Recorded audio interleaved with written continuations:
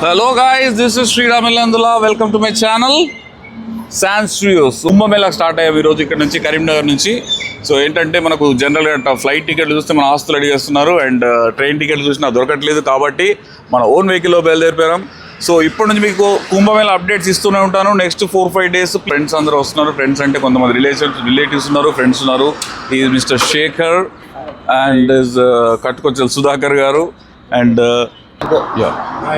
Vijay and Deepak అన్న.